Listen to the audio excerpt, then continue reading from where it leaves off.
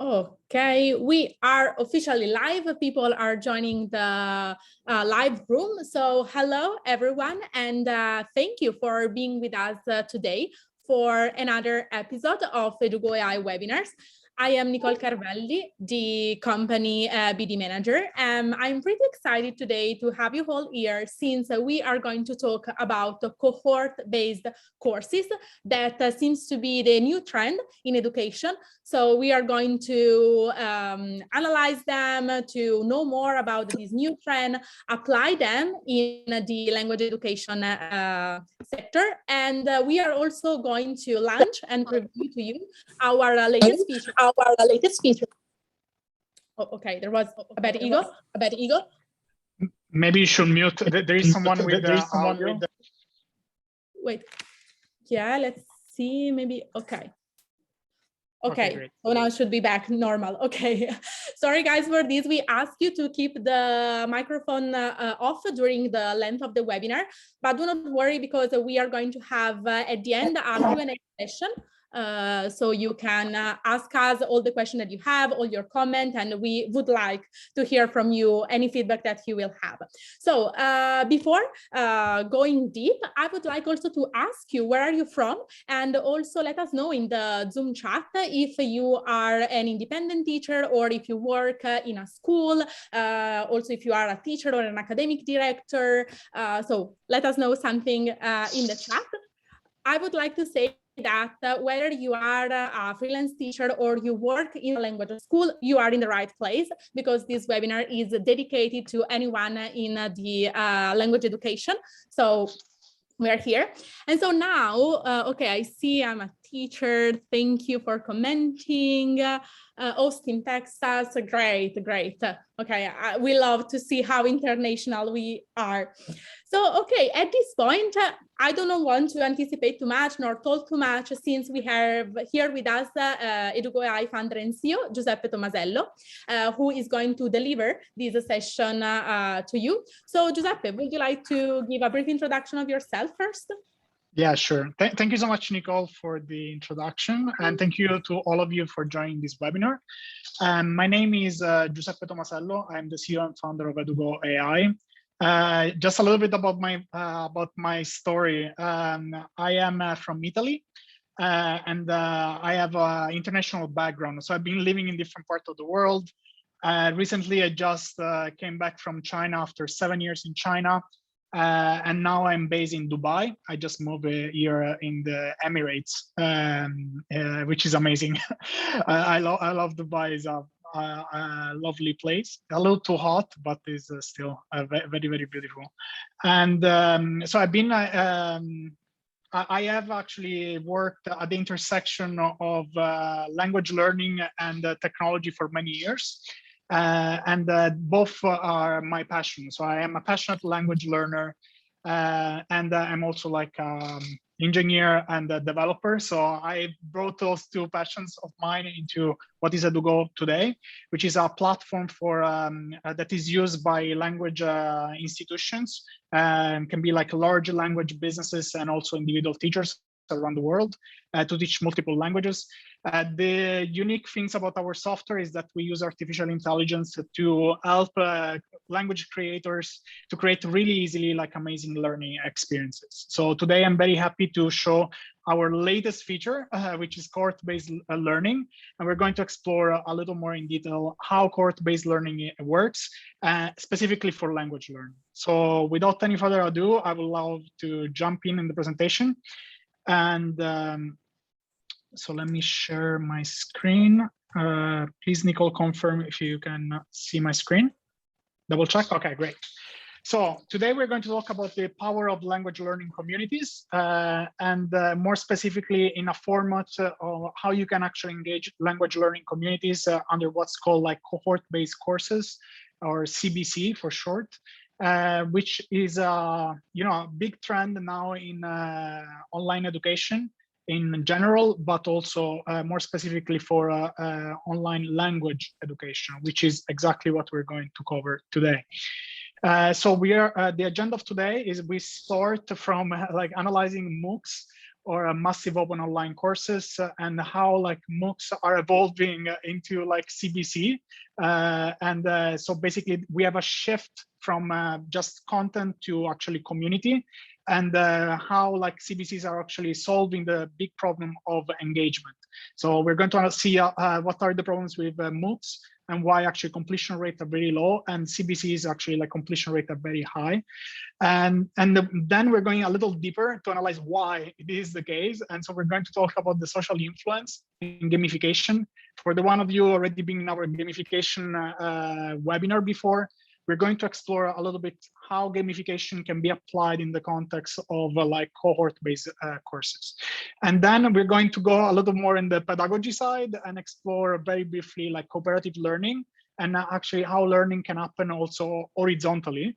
So learning doesn't happen only like from teacher to students, but also happens between students. And that's actually, it's a very important element of CBCs, is the interaction between students and how the students are learning together. Last but not least, we're going to demo to you the latest feature of Edugo. We are very proud about this feature. We spent a lot of time lately building this new feature. And actually, like we believe that is one of the most powerful CBC platform specific for language learning in the world, because we are applying also like artificial intelligence in the interaction in the cohort-based courses. So let's start. Okay, let's give a brief definition about MOOCs. It's important to define MOOCs in the way that we are understanding what are not CBCs. So cohort-based courses are not MOOCs. And maybe sometimes there is a little bit confusion on that. So MOOCs are massive open online courses, which are basically like courses where there is no limit of attendees. And usually they're accessed by web. So they've been very popular like in the 2010s. We have actually like amazing platforms that deliver MOOCs. And the promise of MOOCs were actually like that you can have many students, and you can have like top educators, right? Like, so we have MOOCs launched by Stanford, by Harvard. And so you have top educators that usually like create video courses and then enroll millions of students. And one example I like to say is like the first MOOC I followed, it was from Coursera, and it was a MOOC about machine learning that was offered by Stanford University. And this became kind of iconic course because every practitioner in machine learning followed this MOOC. So it was very powerful. We had almost 5 million people actually enrolled in this MOOC. And so this is kind of like the iconic example. And so like together with Coursera, we have many other platforms that follow the same approach. Of course, like Udemy, LinkedIn Learning, that before was actually like lynda.com, and then was acquired by LinkedIn and became LinkedIn Learning, Udacity. Then you have the emergence of Teachable and this kind of platform that allow creators actually to have ownership on their audience, right? On Udemy, creators can create their MOOC, but they don't own the users, right? Like emails still belong to Udemy. On Teachable, you as a creator, you own the audience, right? So there's this kind of new evolution of this kind of platforms where creators can actually build their white label platform, but still in this kind of like a teaching modality, which is MOOCs. The problem with MOOCs, even though like they have amazing promise, the problem is that the just 3 to 6% of people that start one of those courses actually complete it. And the reason is because there is a incredible amount of content available online. Just to give you a statistic, every day on YouTube, you have basically 500 million times, 500 million watch times, videos are played that are related to learning content, which is an incredible amount of content. And I experienced myself like losing focus. So I was following the MOOC from Coursera about machine learning, but then I was bombarded by a lot of other content on YouTube and other channels. So I lost interest because just there is always the next exciting content that you can watch, right? It's not enough content to keep you engaged. And so like the engagement of students is very low, and the students have to have incredible willpower and motivation to complete the MOOC. So that's a little bit the problem that we have with MOOCs. And now actually MOOCs are changing. So there is now a shift happening like from MOOC to CBC. And let me define quickly what is a CBC. A CBC is Cohort Based Course, which is basically interactive online course where a group of students advance through the material together in cohorts, so in a group, and there is actually like hands-on and feedback-based learning at the core of CBC. So MOOCs are basically passive learning, right? Like because you're just watching a video passively. Maybe they have some quiz, but there is not so much interaction. On cohort-based courses, on the other hand, actually there is more interaction with the teacher, more interaction with the other students, and actually that's the core of all these CBCs. And there is, I believe, one reason why we have this kind of transition. I think like COVID played a big role in this kind of transformation, because now people are more confident to be like in a virtual classroom, like for example in Zoom, and therefore like these naturally like evolve in CBCs. So from basic MOOC from CBCs. What are the properties of CBC? The first one is that we have a clear start and end date. So for example, this cohort will start the 1st of July and will finish at the end of July. So you have 1 month time. And you have actually like a community of people that enroll in this course. Usually you have also a limited amount of students. So maybe you can say, okay, we have 20 students maximum for this cohort. So like you as a course creator can also decide what is the amount of students. And it's very important that students advance together. So you have a very like time-bounded schedule where like, okay, day 1, we're going to cover about this topic. And we have like, and there can be a mix of synchronous and asynchronous activities, and all the group is advancing together. Important is a feedback-based learning. We're going to see a little bit more about the feedback-based, how it works. But basically in language learning, for example, can be that students are encouraged to do production activities. For example, writing a language essay, and then teachers need to give feedback, or other students are giving feedback on the production activities. And very important is also real time. So you have also the synchronous element. So for example, you can have a Zoom integrated, or you can have like a video call integrated in the learning experience. So I like to say that in the content-rich world, actually what is very scarce now is community. So content now is very rich. So in order to create scarcity, and so with scarcity comes like perceived high value, we need to create a community. And that the tools for engaging community needs to be very good. So here I'm going to explain to you like a little bit like what are the different parameters that you can have when you design your CBC. So in the design of a CBC, you can tweak different elements, and that depends exactly what is your target market, what kind of course you want to teach, what kind of transformation you want to see in your students. And depending on those parameters, then you can have different kind of like, you know, elements that you can decide. For example, you can decide different length of the course. Can be CBC can be 1 month, can be 1 year, can be 5 years, depending on what is actually like the transformation you want to see in your students. Can be also different kind of amount of students. Can be a CBC can be for 10 people, can be for 1,000 people. Can be a different price. Of course, the price depends also on these other parameters. Like if you have less students, usually the price grows because you have a more like direct relationship with your students. You can have like a intensity. So is this for full-time students, like they're studying every day, or is it part-time, maybe just on the weekend? And is it project-driven? So like, are you bringing like project, and so like you're giving possibility to students to create more like, you know, an outcome. I remember like we were, we created in the past like a CBC for learning Chinese, and the project at the end was that you need to pitch in Chinese. So you need to create a presentation at the end. So there was a project, and the CBC had that specific project at the end of the program, which is actually like engage a lot the community of learners. Of course, group interaction. There is a lot of elements here. So I will actually link to you an article that goes very in detail on how actually these those different mechanics work. But just to go quickly on it, so like how much the coach is involved, how much the instructor is involved. So in CBCs, actually, you can have 2 different roles. You can have like the main instructor, and then you can have a coach. A coach is just like a person that is helping students to go through the curriculum, and might be also previous students. Students already completed your cohort before, and then they're joining as coach in the way that can actually help students. And also you can decide, for example, how much content you want to include in this cohort, and the frequency and other parameters. So this is a very important metric that I would like to show to you. And I also will link to you in the presentation later that we will share with you this presentation. There are going to be all the links about the resources. So if you want to dig a little deeper, this is actually a study that shows like what is the different kind of completion rate comparing to CBCs and MOOCs. And you can see like MOOCs, the completion rate is always like below 10% and is a constant. It doesn't change depending on how many students they join. So it can be 5 students or 5,000 students, completion rate stays the same.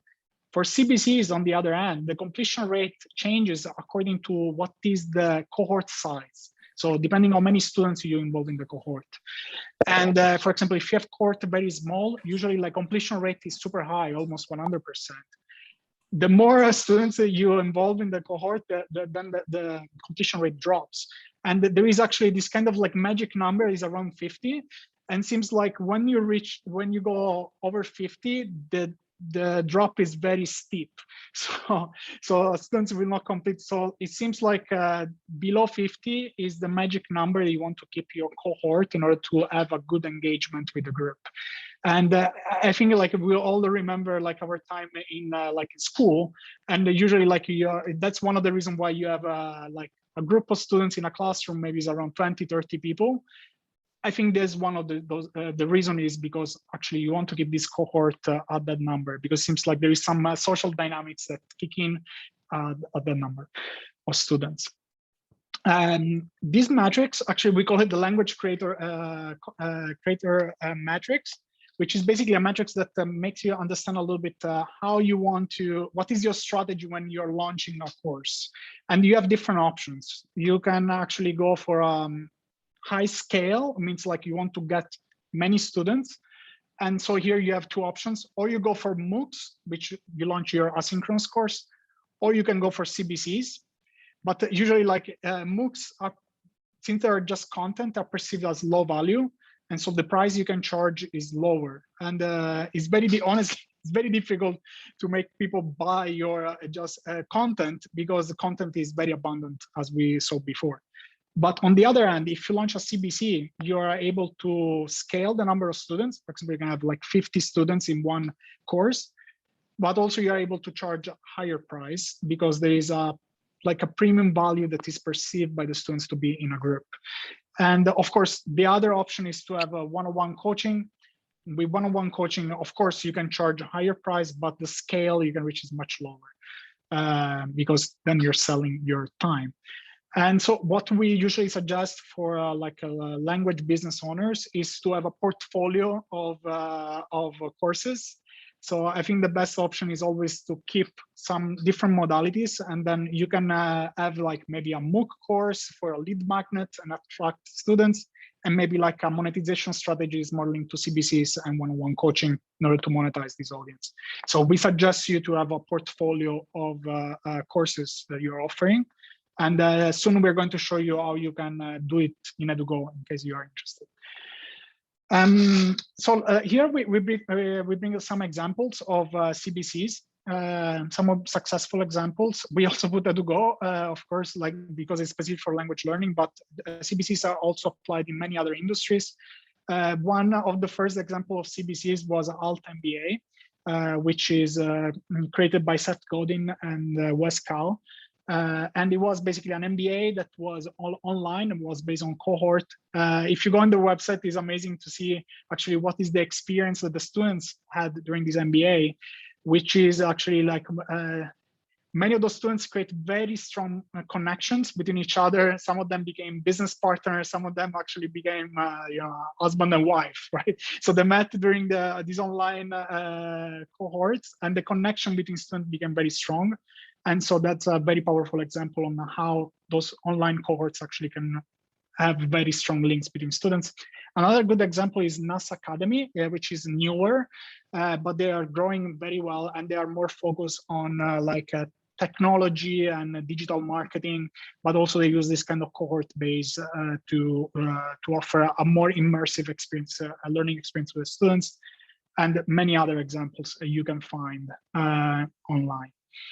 Okay, so now that we saw actually the amazing results of cohorts, I would like to dig a little deeper on understanding why cohorts are so powerful and what are actually like the different reasons. Like there's also like psychological reasons why students during cohort are so engaged. And I would like, first of all, to talk about like gamification, because gamification is, I believe, one of the reasons why cohort are so powerful. And I introduced very quickly this framework. It's Octalysis framework. If you want to go deeper in the gamification, there is a webinar we done like a few weeks ago. We will link also the webinar if you want to watch that. So I go very deep on the gamification side, but here just to explain to you, gamification is a framework, like Octalysis framework is a framework to understand gamification that is based on the core drives for human motivation. So basically it says, we as humans, we do things when we are motivated.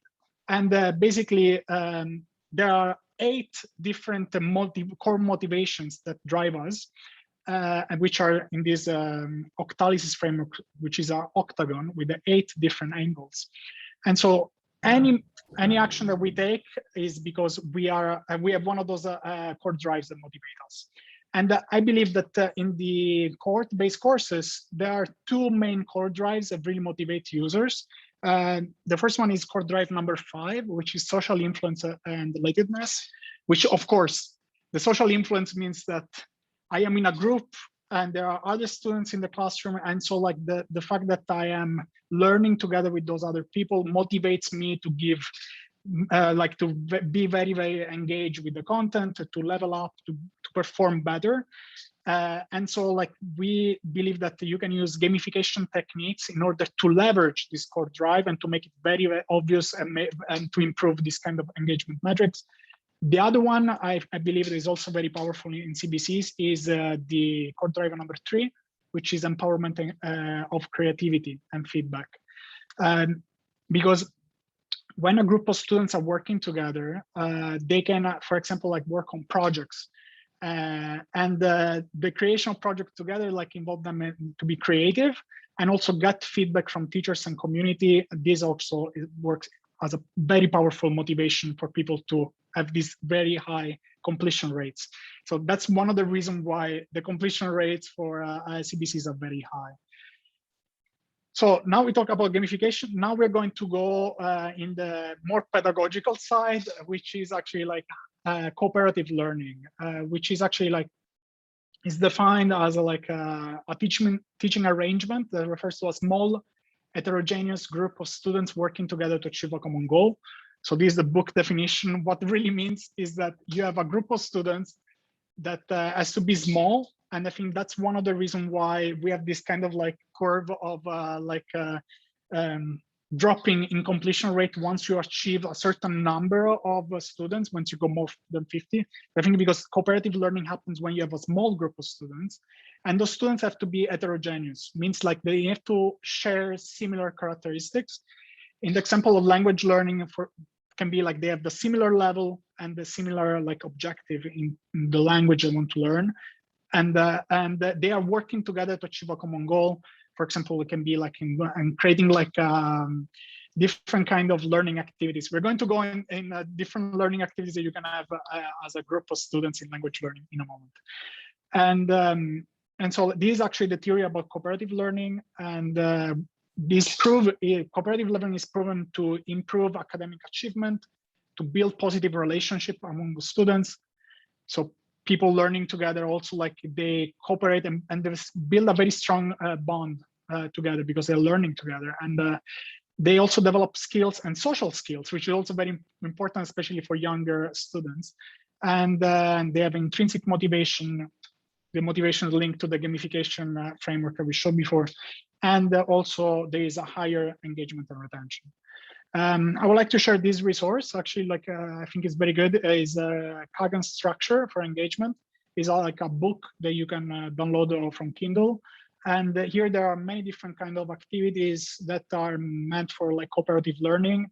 And so you can have many different kind of like games and activities that students can play in order to learn together.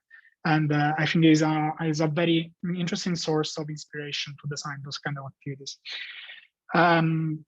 Okay, so we covered now the theoretical background, and now we would like to go more on the practical side, because we love to be very practical at Edugo. Actually, that's what we do. We build things.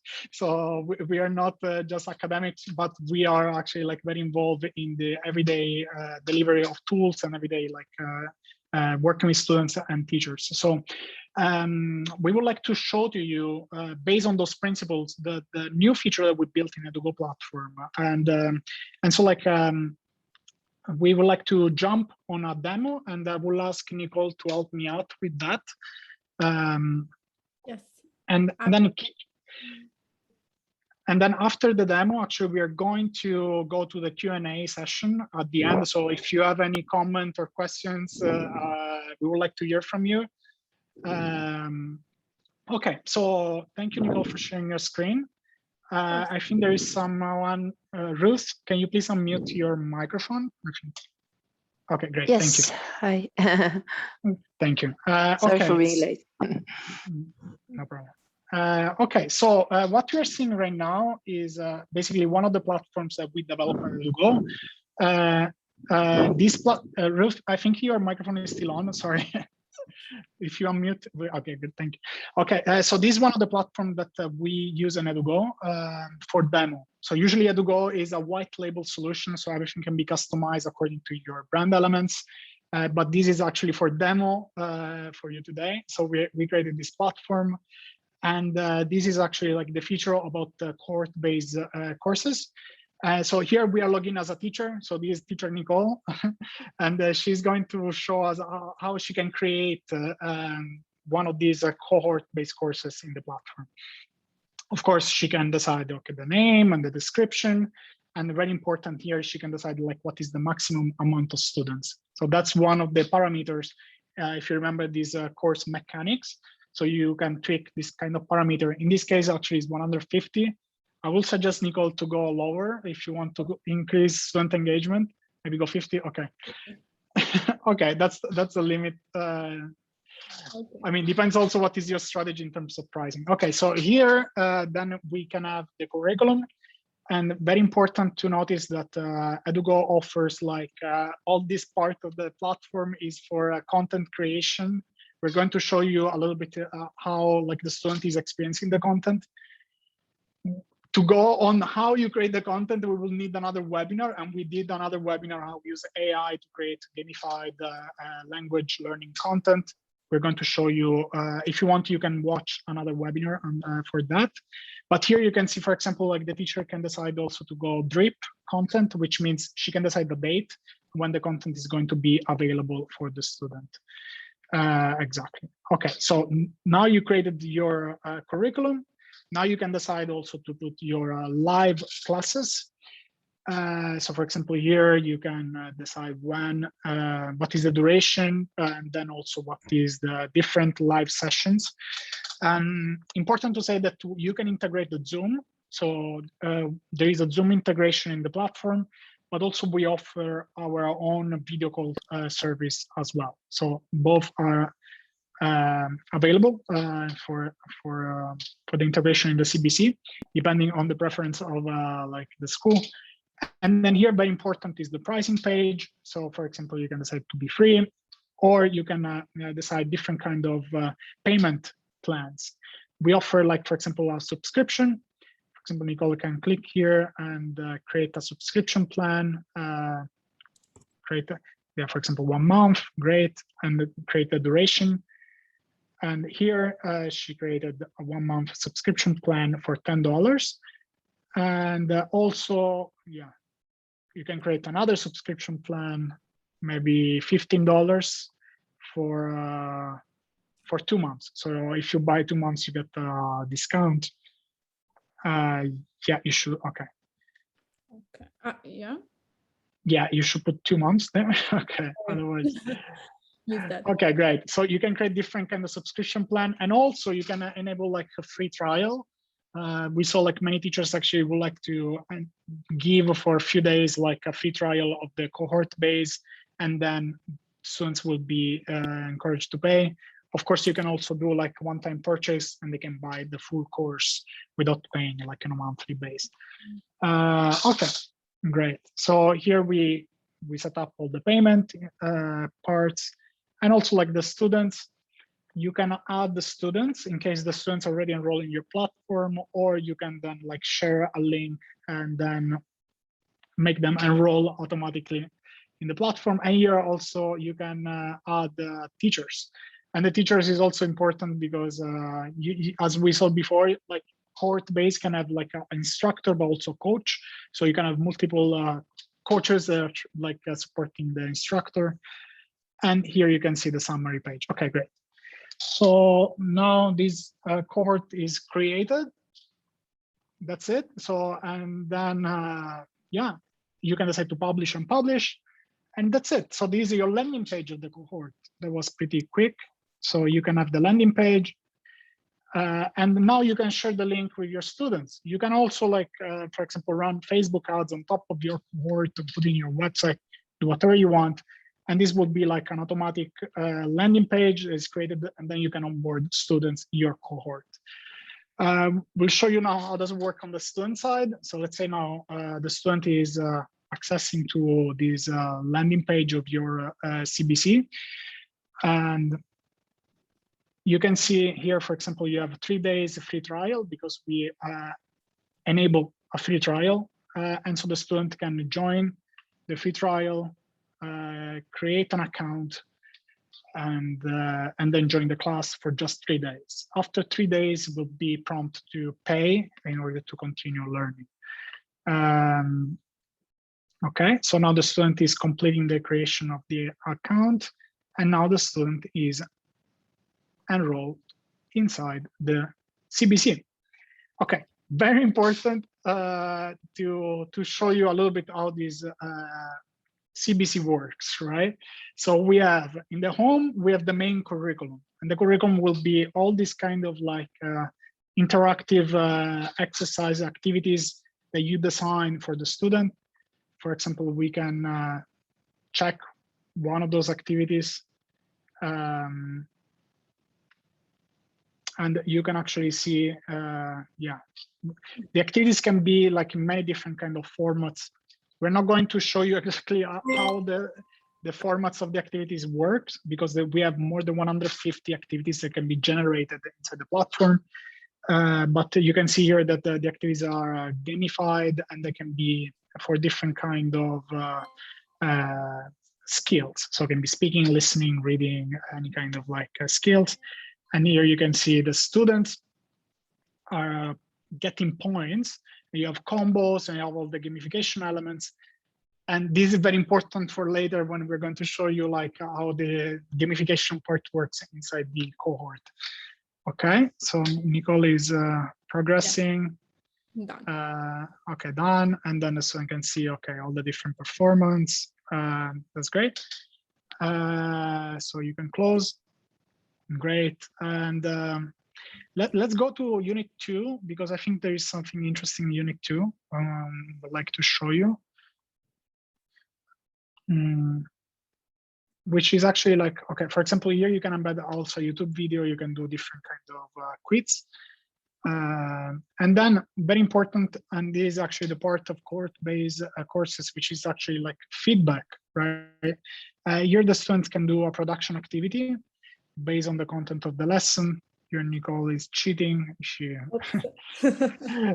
she created already. Okay, great. So the student can submit this activity, and then actually like this activity will go. The teacher will be notified that the student submit an activity, and this is kind of interaction that the teacher needs to go and give a feedback to the student for the activity. Okay, great. So we're going to show you like now how does it work on the other side. Yeah, no, so sorry, Nicola, before we jump, Right. yeah, jump there. Actually, we would like to show like, for example, the community section, which is, I think is important. This is actually a part where actually like the students and teachers can interact and share, content, information, text, video, audio, whatever they want inside the community section. You have the agenda section where you can see clearly like when the different lessons will be. And then, of course, you have the leaderboard, which is actually like you can see different students, how they're performing inside the class. And this is actually like very important also for the gamification element, in order to, maybe you can reward the students to be number one for that week, or other kind of activities that you can do based on the leaderboard. Okay, so this is more or less how the student experience looks like. Now we see on the teacher side, because on the teacher side, we saw the part of the creation of the CBC. Now we're going to see a little bit how the teacher is running the CBC. And here we can see very clearly that the teacher can check what is the progress of the students that are involved, can have also like statistics, all these nice things in order to monitor what is actually like the progress of the students inside the class. And can also check like in detail what is actually like the performance of each student, right, wrong activities.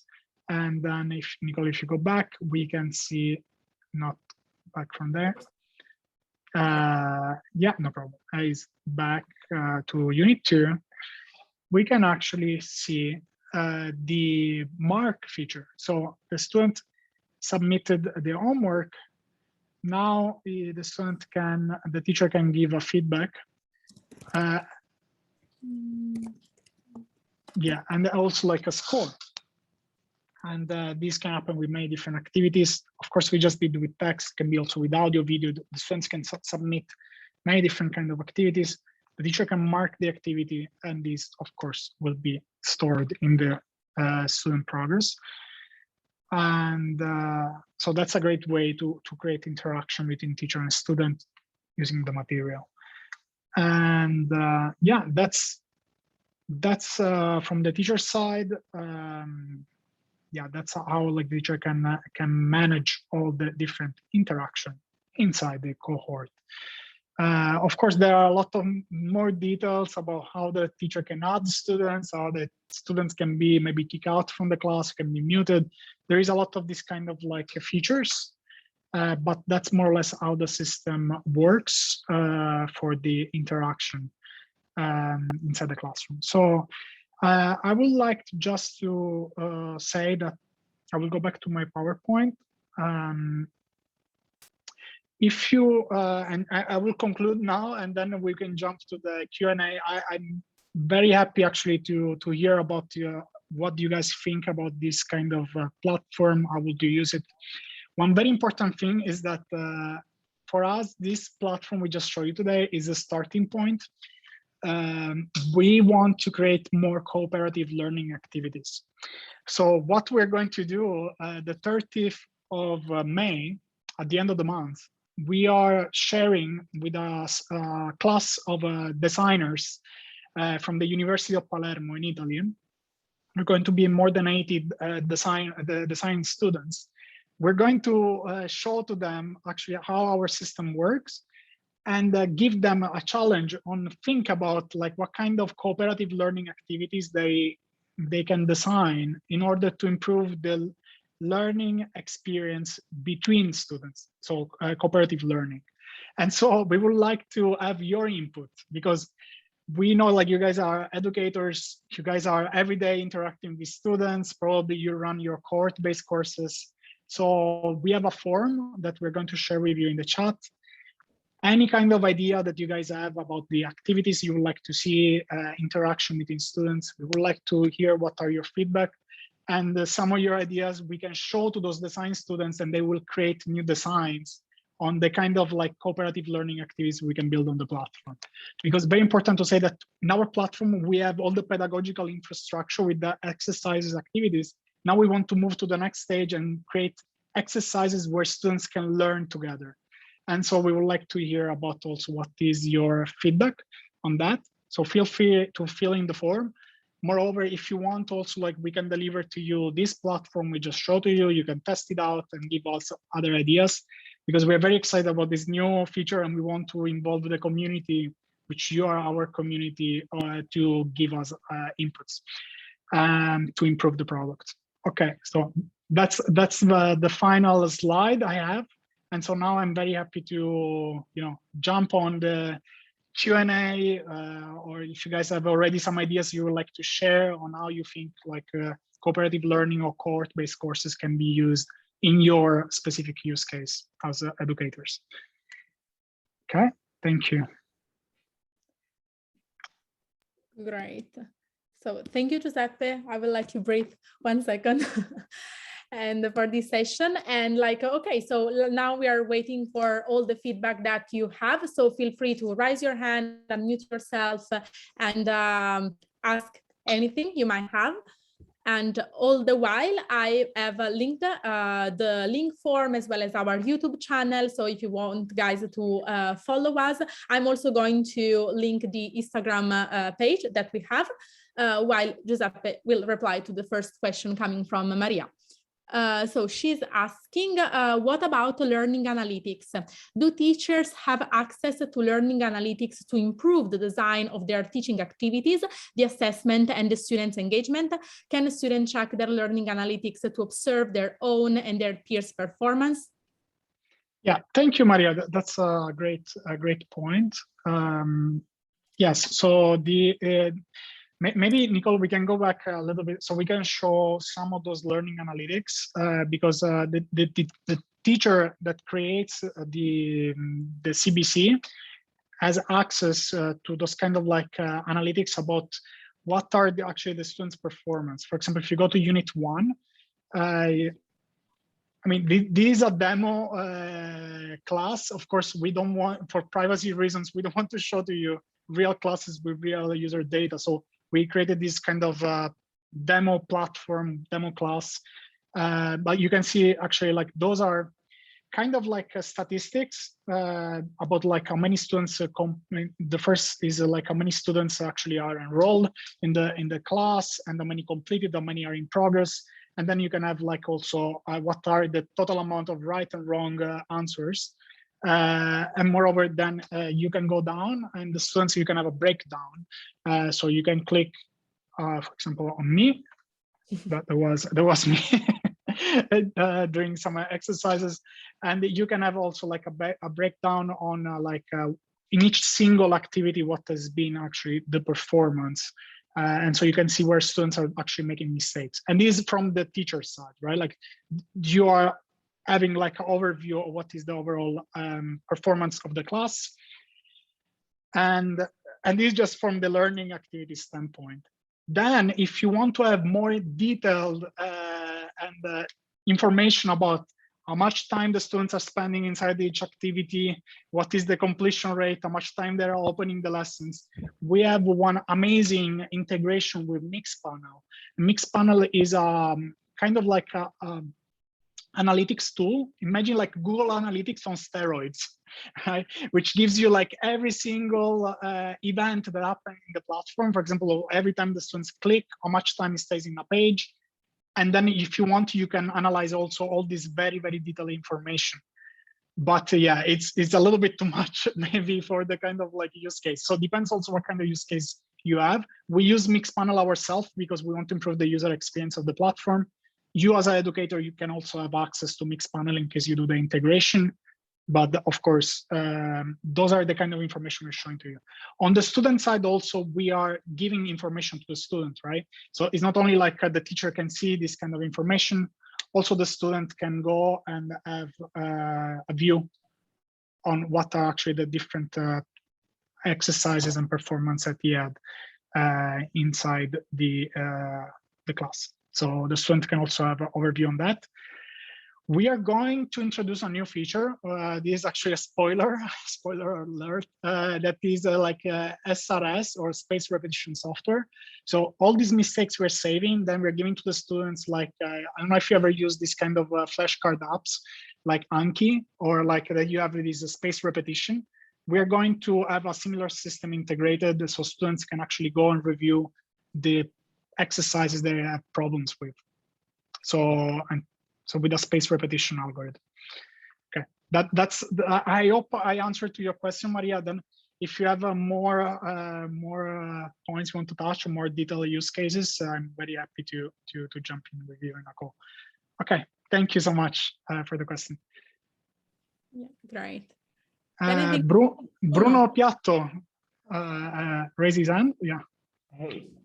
Good morning. Oh, good morning. Good afternoon. Just here in Brazil, it's still the morning. So I just wanted to ask a question. Maybe I missed something. I don't know, but I was wondering, for example, if I would like to use this platform, for example, for speaking exercises or for some practice among students to practice speaking or something. Do you feel that this would be a tool that I could use somehow, or that I think students could, because as you said, right, it's a CBC course, so it could be used to integrate students together. So I was wondering if there is anything that you think it would be a nice kind of activity for students to integrate, to engage among themselves. That's a great point. Thank you actually for that. Okay, I will answer in two different ways. The first answer will be actually in what we currently have in terms of speaking activities. So maybe Nicole, again, you can go back to sharing your screen. I'm sorry to make you go back and forth. Okay, great. So thank you for the question, Bruno. It's very, very important, actually. I'm sorry, we didn't cover the speaking element, just because there is a lot of things to cover, and we just want to focus on the CBC side. No, but I think maybe you might have covered that and I missed it, or did I? No, that's a great point. We didn't cover the speaking part, so it's a great opportunity to show you the speaking section. I don't know, Nicole, if we have a speaking lesson here. I don't think it's not here. If you just give me 1 second, I will go check the right lesson while you explain. Okay, the right. Yeah. No, I mean, what you can do is you go out maybe from the CBC, and you go in the lesson creation tools. So you can see also a little bit the other part of the platform works. I'm gonna do that from the teacher side. From the teacher side. So you, as a teacher, you can go in the lessons element in the section of the platform, and here we have all the part of the lesson creation, right? Because we show you how works the CBC creation, but then if you want to go on the detail on the pedagogical structure that you're using in order to teach and creating all these kind of learning activities, here there is you can have a lot of fun, because there is hundreds of activities that you can create. Here, for example, Nicole is going at the module, and modules are this kind of learning elements that you can have in the platform. And you have this section that's called speaking. And here you can create many different kinds of speaking activities. I think Nicole is creating a speaking activity now that we're talking. Okay, so this is a very simple speaking activity, which is basically like you can listen to the sentence. And then, I am looking for a job. Sorry. Okay, I'm looking for a job. Okay, great. And then here the student can practice is speaking by using AI. Basically, this is automatic feedback. So we have an AI system that is giving like a, okay, maybe Nicole is creating. Okay. I'm just doing it from here. Okay, great. Of course. I'm looking for a job. And you're actually like the AI system, okay, is giving like a feedback on the pronunciation activity, and all this information is stored. So you have automatic feedback because we have AI that we build AI specific for like a speech recognition. And then also you as a teacher, you can get this kind of like, you can go and check it out, actually listen back. For example, here you can press play and you can listen back to the student activity. I'm looking for a job. Okay, there is also another part, which is more like a speaking production, which is different. Speaking production means that the student is actually like producing new language. You're just repeating like a parrot, right? We know like if you want to learn a language, you need to produce. And we also build modules for speaking production. And maybe Nicole can show us. Yeah. And of course,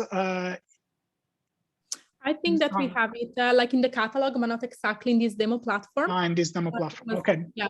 But I get it. I mean, like the student will submit the audio and then you can analyze it after and then give some feedback, right? And there's also analytics, so I get it. Yeah. I mean, I remember I told you, like, I have two parts of the answer. Okay, this is the first part and these are current capabilities. I have I think like a funny activity that I was thinking, because one of the things we would like to do now is to have a more cooperative learning, because that one is still like one-on-one, kind of like the student interacting with the, the platform. So I was thinking about this activity. Maybe you guys can give me a feedback as teachers. So there is this very funny video right now, is like viral online. So is it?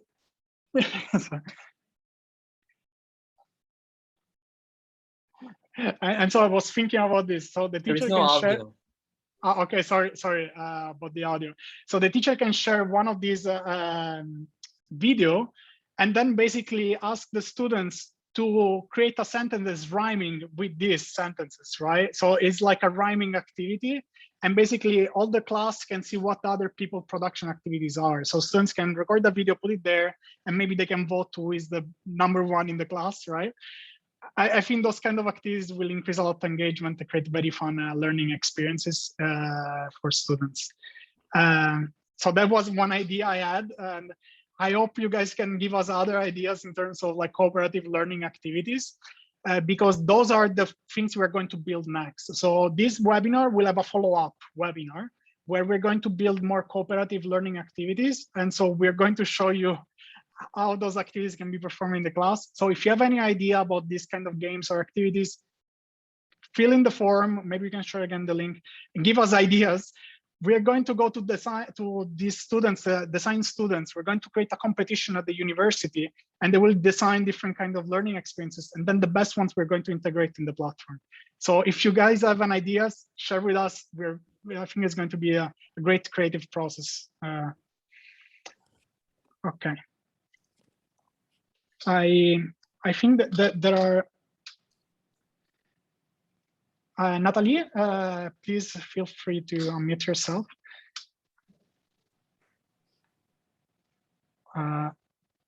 Natalie, or not Natalie.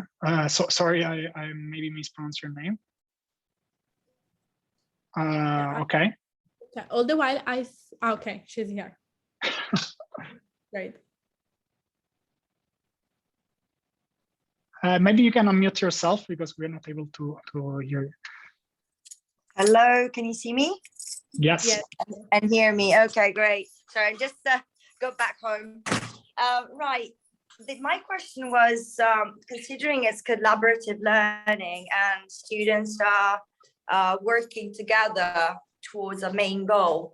So is there any way that you can also create a sort of a timeline for the activity, and once they hit each time the phase that they need to be hitting to then reach the final aim, would there be a possibility of having that checked through AI activity, so that teachers don't have to be constantly checking at what point the students are, and also checking more specifically the language they're using? Because here we're looking at content and language integrated learning, and this is what the present and future is requiring in terms of education and lessons in class. And the ideal would be that teachers are a bit like sort of released from all this huge amount of extra work, because we have to think of content management, we have to think about the skills, we have to think about language, we have to think about all of that. So ideal would be to have the content assigned, and through artificial intelligence to identify the vocabulary with which the students could sort of struggle, and then have this vocabulary detected per level. So on let's say on a common European framework scale, to identify the vocabulary that would be with which the student could be struggling with, identify that, and then have a sort of a separate section from where you automatically are sort of recycling that vocabulary, so that students throughout the certain activity they're doing, then they would have access, constant access to that vocabulary, so that they're actually using it throughout. So that would be an amazing thing. Great. Thank you, Natalie. Actually, this is exactly the feature I was talking before. I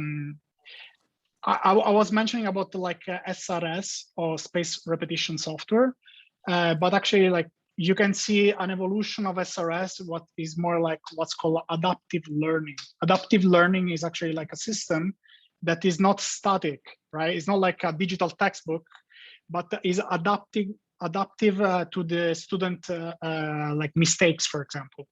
And that's exactly what we are building, because we are saving now the mistakes the student is making. Now, based on the mistakes the student is making, we can actually like tell them to create like customized practice activities that are super tailored to the specific mistakes they are making. For example, if a student is struggling with a specific grammar point. No, sorry, I wasn't talking about the mistakes they're doing. What I was talking about was, let's start from the beginning. The students are learning about, let's say, the Renaissance in literature. So what they would have to do is learn the content, but then at the same time, perhaps they're going to be, I don't know, coming up with a personal, let's say, I don't know, piece of writing.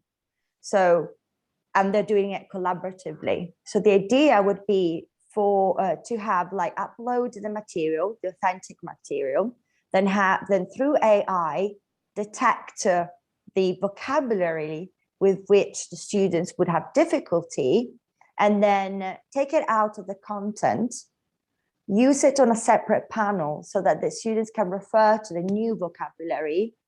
Okay, where they perhaps have the definitions, they'll have example sentences of how they can use it. Then they would be able at the same time to think about collaboratively, they can come out with a new text using the new content. Do you see what I mean?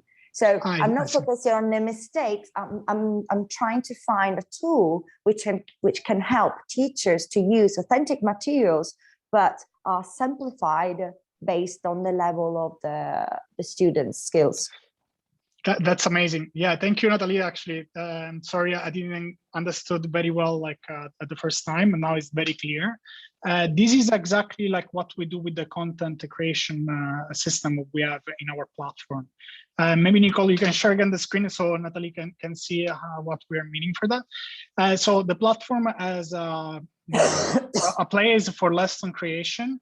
Basically, what you can do is to take, for example, a video from YouTube, or like a piece of a movie, or any kind of like you know, real language material that you can think of. As your example can be an article about Renaissance, and then you can go here on the lesson creation side, and basically like you upload, for example, a video, and then the system will automatically generate exercises, activities, right, based on the linguistic content that is in the video.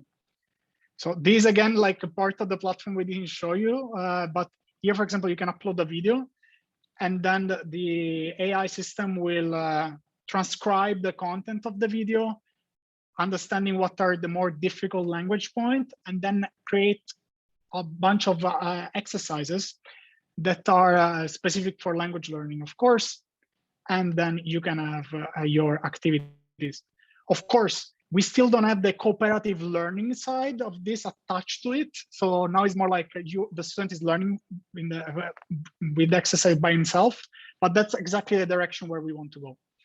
So if you have some example like the one you gave right now, like of you know, the article about the Renaissance, and then the kind of like learning activities, we would love to hear from you, because maybe that's something that we can actually build in the platform. Here, Nicole is going through the process of content creation. But you can see already the AI extracted all the language content, and now you can select some of the key language points and then create the activities.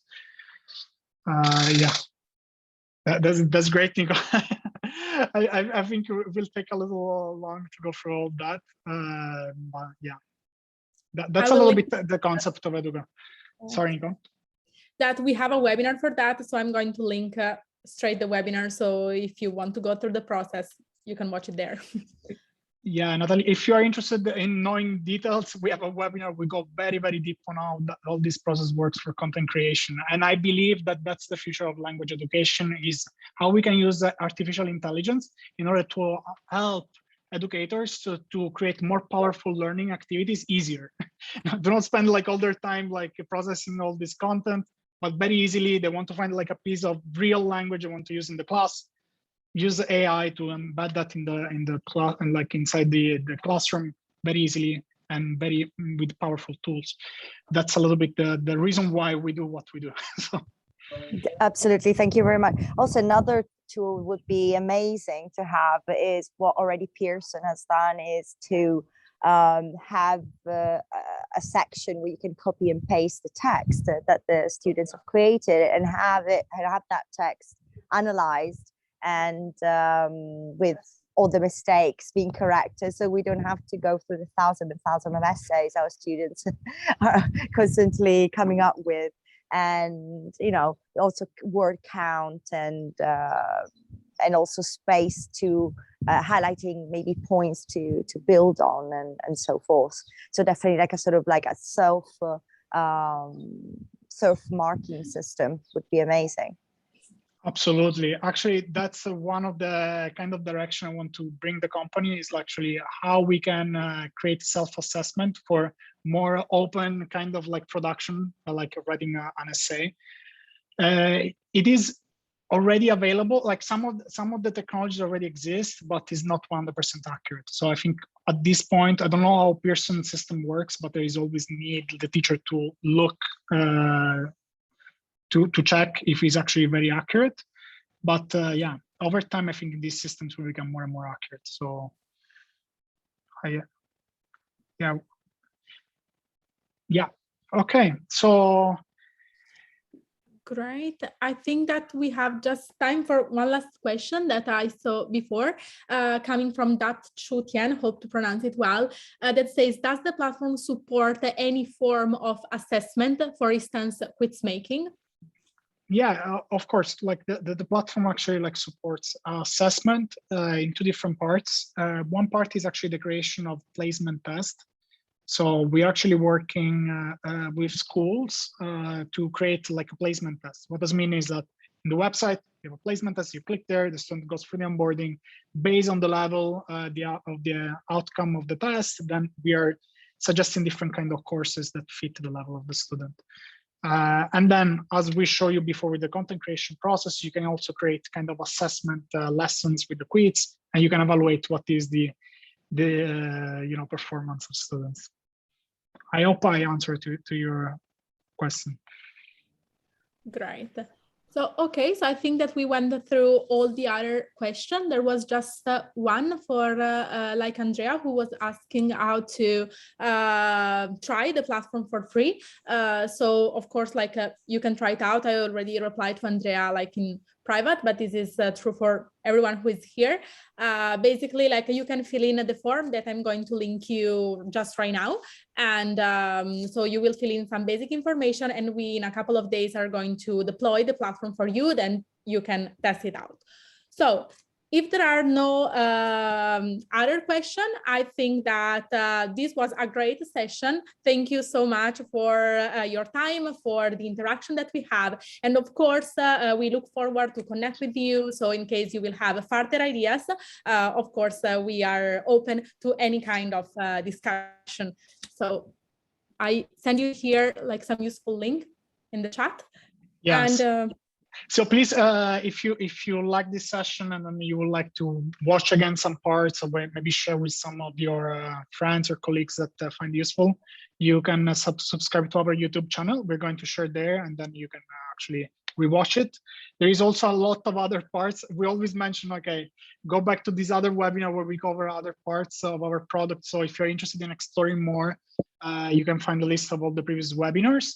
And every Friday, every 2 weeks, basically, on Friday, we host a webinar.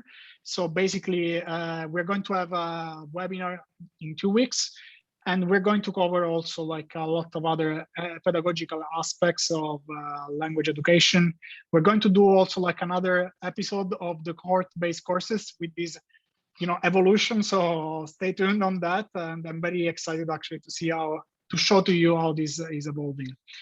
Yeah, said that, thank you so much. And I wish you a great weekend. Thank you all. Bye-bye. Bye-bye, see you.